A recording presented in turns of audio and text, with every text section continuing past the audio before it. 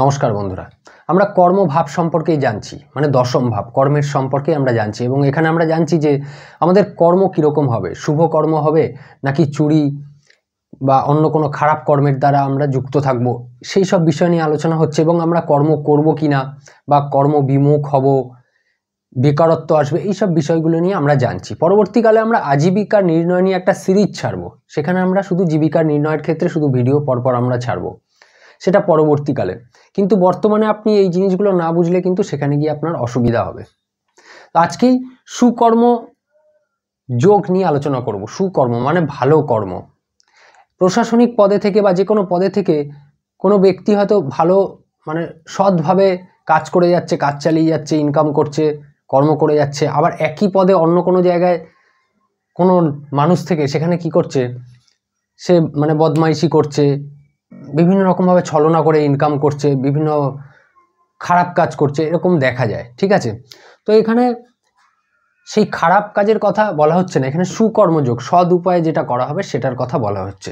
ঠিক আছে, তো এখানে দেখতে পাচ্ছেন যে লেখা শ্লোকে যে মিনে জীবে ভৃগু জুতে। মিন মানে বুঝতে পারছেন মিন রাশি, জীবে মানে বৃহস্পতির কথা বলা হয়েছে। জীব রাশি, জীব গ্রহ মানে বৃহস্পতি, জীব রাশি মানে মীন রাশি, ধনু রাশি। তাহলে মিনে জীবে মানে মীন রাশিতে বৃহস্পতি থাকবে। ভৃগু জুতে, ভৃগু মানে শুক্রের কথা বলা হয়েছে।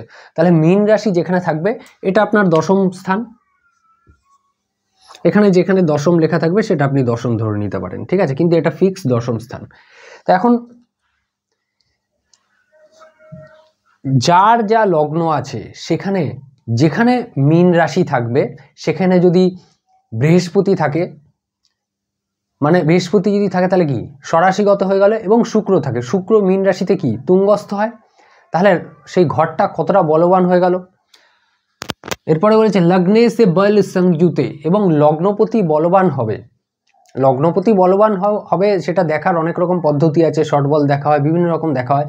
সাধারণভাবে আপনি জেনে রাখুন যে লগ্নপতি ভালো ঘরে থাকবে, শুভ ঘরে থাকবে, খারাপ গ্রহ দ্বারা প্রভাবিত হবে না, শুভ নবাংশে থাকবে, নিচস্থ হবে না, এইগুলো মানে বলাবল দেখার একটা মাধ্যম আপনি ভেবে নিতে পারেন। ঠিক আছে, তাহলে মীন রাশিতে বৃহস্পতি থাকবে এবং শুক্র থাকবে, বৃহস্পতি স্বরাশিগত এবং শুক্র তুঙ্গস্থ হয়ে থাকবে, এবং লগ্নপতি বলবান হবে, লগ্নে সে বল সংযুতে। এরপরে কি বলছে, স্বচ্ছ রাশিগতে চন্দ্রে সম্যক জ্ঞানার্থবান হবে। স্বচ্ছ রাশিগতে চন্দ্রে মানে চন্দ্র তুঙ্গস্থ হবে, উচ্চ রাশিতে যাবে। চন্দ্র উচ্চ রাশি কোনটা? বৃষ রাশি। বৃষ রাশিতে যদি চন্দ্র অবস্থান করে তার মানে মীন রাশিতে শুক্র এবং বৃহস্পতি এবং চন্দ্র তার তুঙ্গস্থ রাশি বৃষ রাশিতে থাকবে। তারপরে কি বলছে, সম্যক জ্ঞানার্থবান ভবেত। সম্যক মানে সব রকম জ্ঞান তার মধ্যে থাকবে, জ্ঞানার্থবান জ্ঞান এবং অর্থবান, সব রকম জ্ঞান তার মধ্যে থাকবে, এবং সেই জ্ঞানকে প্রয়োগ করে সে কর্ম করে যাবে, তার কর্মে কোনো অসুবিধা হবে না এবং অর্থবান হবে, তার কোনো সমস্যা হবে না জীবনে। এখন মীন রাশি যদি আপনার কেন্দ্র ত্রিকোণে আসে খুব ভালো, কারণ এক একজনের তো এক এক রকম লগ্ন হবে, লগ্ন অনুযায়ী তো তার দশম ঘর, একাদশ ঘর, লগ্ন, প্রথম ঘর, দ্বিতীয় ঘর, বিভিন্ন রকম রাশি হতে পারে আলাদা আলাদা।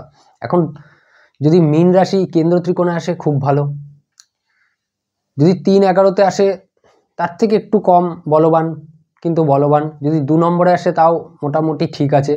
যদি 6-8-12-তে আসে তাহলে নিম্ন বলবান ধরতে হবে। ঠিক আছে, তো এক্ষেত্রে জাতক বা জাতিকা কর্ম করবে, সৎভাবে কর্ম করবে, সৎ উপায়ে কর্ম করবে, অর্থবান হবেন এবং তার জ্ঞান থাকবে প্রচুর। সেই জ্ঞানের দ্বারা তিনি কর্ম করে যাবেন এবং অর্থবান হবেন। কোনো অসৎ কর্মের কথা কিন্তু এখানে বলা হয়নি। এরপরে বলেছে কর্মে সে লাভ রাশিস্থে লাভে সে লগ্ন সংস্থিতে। কর্মে সে লাভ রাশিস্থে মানে এটা একাদশ ঘর, কর্মপতি একাদশ ঘরে চলে যাচ্ছে, মানে কর্মপতি এখানে চলে যাচ্ছে। তাহলে আমরা শিখেছিলাম যে একাদশ ঘরে কোনো গ্রহ গেলে সেই গ্রহের বৃদ্ধি হয়ে যায়, সেই গ্রহ যেই ঘরের অধিপতি সেই ঘরেরও বৃদ্ধি হয়ে যায়। তাহলে দশমপতি একাদশে চলে গেল মানে কর্মের বৃদ্ধি হয়ে গেল, তাই তো? কর্মের যখন বৃদ্ধি হয়ে গেল তাহলে তার মানে কি, সে যখন একটা কাজ করবে সে আরও সেই কাজটাকে বড় করার চেষ্টা করবে। যদি ব্যবসা করে বা চাকরি করলে সে আরও উচ্চ পদে যাওয়ার চেষ্টা করবে, সে কর্ম করেই যাবে, থামবে না। ঠিক আছে, কর্মে সে লাভ রাশিস্থে লাভে সে লগ্ন সংস্থিতে, এবং লাভপতি লগ্নে চলে আসবে। লাভপতি কোথায় চলে আসবে? লগ্নে। তাহলে এটা দশম ঘর হলে লগ্ন কোনটা হবে? 10, 11, 12, 1, এটা 1 নম্বর ঘর হবে। তাহলে লাভপতি চলে আসবে এখানে। দশমপতি একাদশে, একাদশপতি লগ্নে, দশমপতি একাদশে, একাদশপতি লগ্নে। তাহলে আমি বলেছিলাম যে একাদশে কোনো গ্রহ গেলে যেমনভাবে বৃদ্ধি হয়ে যায়, সেরকমই একাদশপতি যেই ঘরে যায় সেই ঘরেরও বৃদ্ধি হয়ে যায়। তাহলে একাদশপতি যদি লগ্নে চলে যায় তাহলে কি হবে? তাহলে একাদশ ভাব কি করলো? লগ্নকে বৃদ্ধি করে দিল, লগ্নকে স্ট্রং করে দিল, লগ্নকে বলবান করে দিল। এইবার আর একটা জিনিস বুঝতে হবে আপনাকে, যখন লগ্নে কোনো গ্রহ বসে থাকবে, কোনো ঘরের অধিপতি বসে থাকবে, আপনার সেই দিকে ঝোঁকটা বেশি থাকবে। তার মানে আপনার ইনকামের প্রতি ঝোঁক বেশি থাকবে, আরও কিভাবে লাভ করব, আরও কিভাবে ইনকাম করব, সেই জিনিসগুলোর প্রতি আপনার ঝোঁক থাকবে। নিরন্তর কিভাবে আয় বাড়িয়ে যাওয়া যায় সেই জিনিসের প্রতি আপনার ঝোঁক থাকবে। তাহলে বুঝতে পারছেন যে কর্মরও বৃদ্ধি হয়ে গেল একাদশে গিয়ে, এবং একাদশপতি লগ্নে গেল, লগ্ন স্ট্রং করে দিল, এবং তার ধ্যান ধারণা, তার মন মানসিকতা ইনকাম আয় বৃদ্ধির দিকে চলে গেল। এরপরে কি বলছে? কর্ম রাশি স্থিতে শুক্রে। কর্ম রাশিতে যদি শুক্র থাকে, ধরুন এখানে শুক্র রয়েছে দশমে, শুক্র বসে রয়েছে। এখন শুক্রের কথা কেন বলা হলো, অন্য গ্রহের কথা কেন বলা হলো? কারণ দেখুন, শুক্র হলো কি কামনার কারক, কামনা বাসনা, মানে আরো চাই, আরো চাই, যত করব, যে কোনো বিষয়ে যেই ঘরে বসবে সেটার বিষয়ে আরো চাই, আরো করব, আরো কিভাবে বড় জায়গায় যাওয়া যায়। তার মানে কর্মে বসে রয়েছে, মানে কর্মের বিষয়টা এরকম হবে যে আমি আরো কর্ম করব, আরো জ্ঞান লাভ করব, জ্ঞান লাভ করে আরো উচ্চ পদে আসীন হব। যদি ব্যবসা করে থাকি ব্যবসা আরো বাড়াবো, ব্যবসা আরো বৃদ্ধি করব, আরো লাভ করব, আরো কিভাবে বড় করা যায়, ব্যবসা বড় হয়ে গেল তারপরে আরো কিভাবে বৃদ্ধি করা যায়, বিভিন্ন রকম এইরকম তার সে নিরন্তর তার প্রয়াস চলতে থাকবে, তার প্রয়াস থামবে না। তো শুক্র আমরা কি পড়েছিলাম? শুক্র এমন একটা গ্রহ, আমরা যখন গুণাগুণ পড়েছিলাম কোনো ভাবের গুণাগুণ, গ্রহের গুণাগুণ, তখন শুক্রের গুণাগুণ আমরা পড়েছিলাম যে শুক্র হলো কামনা বাসনার কারক, মানে আমি আরো চাই। বৃহস্পতি থাকলে কি হতো? বৃহস্পতি থাকলে কর্ম করছি, সন্তুষ্টির গ্রহ, যে আমি কর্ম করছি, ঠিক আছে, আমি সন্তুষ্টি আছি, সন্তুষ্টি লাভ করছি, যথেষ্ট পরিমাণে আমার আছে, সবকিছু আছে, সমস্যা নেই, চলছে চলুক। কিন্তু শুক্র কি আরো বড় করব, আরো জিনিসটা চাই, আরো বৃদ্ধি করব, এই জিনিসটা। তার মানে তার কর্মস্থানে শুক্র বসে রয়েছে, মানে কর্মের জায়গায় এরকম ভাব চলে আসবে যে সে ক্লান্ত বোধ করবে না কর্ম করে, কখনো কর্মে কখনো হাঁপিয়ে উঠবে না, সে করে যাবে, দরকার হলে আরো বড় জায়গায়, আরো বড় জায়গায় নিয়ে যাবে জ্ঞানের মাধ্যমে। তাহলে বলছে কর্মে সে লাভ রাশিস্তে, কর্মপতি আয় স্থানে, লাভ রাশি মানে আয় ভাব, লাভে সে লগ্ন সংস্থিতে, এবং লাভপতি লগ্নে। তারপরে কি বলছে? কর্ম রাশি স্থিতে শুক্রে। তাহলে কর্ম রাশিতে যদি শুক্র স্থিত হয়, রত্নবান স নরো ভবেত, এরকম জাতক বা জাতিকা রত্নবান হন। এখন রত্নবান কেন বলা হয়েছে? কারণ আগের দিনে তো আর ব্যাংক ব্যাপার ছিল না, ব্যাংকের ব্যাপার ছিল না, ব্যাংক ব্যালেন্সের ব্যাপার ছিল না। তখন যারা যত ধনী ব্যক্তি হতেন তারা তত রত্ন তার কাছে থাকতো, রত্ন জহরত হিরে মতি, এগুলো আপনারা শুনেছেন, তাদের কাছে প্রচুর পরিমাণে রত্ন ভাণ্ডার তাদের থাকতো, রত্নবান, এখন যেটাকে ধনবান বলা হয়। এবং রত্নবান হওয়া মানে সে কতটা ধনী ব্যক্তি, রত্ন কারোর কাছে থাকা মানে কতটা ধনী ব্যক্তি, সেটা বুঝতে পারছেন। এবং জানেন যে আমাদের ভারতে ভারতরত্ন পুরস্কার, ভারতরত্ন যে উপাধি সেটাও দেওয়া হয়।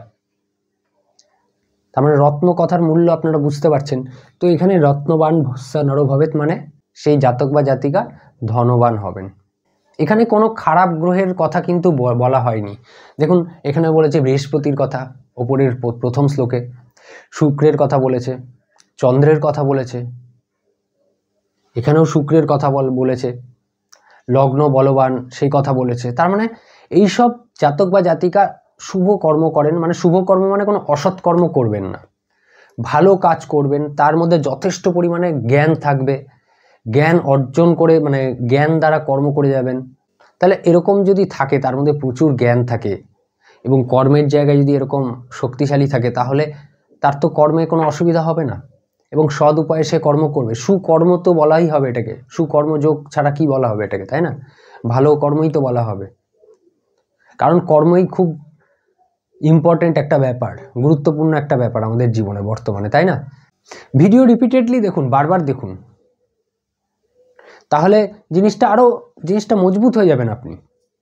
এবং খুব মনোযোগ সহকারে দেখবেন। আমি যদিও ভিডিওর লাস্টে এই কথাটা বলছি যে স্কিপ করবেন না, এটা আমার প্রথমে বলা উচিত ছিল, কিন্তু ব্যাপারটা কি, স্কিপ করলে পরবর্তীকালে, এই কথাটা আমি এখন বলছি এই কারণে যে পরবর্তীকালেও তো আমি ভিডিও ছাড়বো, সেখানেও যদি আপনি স্কিপ করে যান ভিডিও,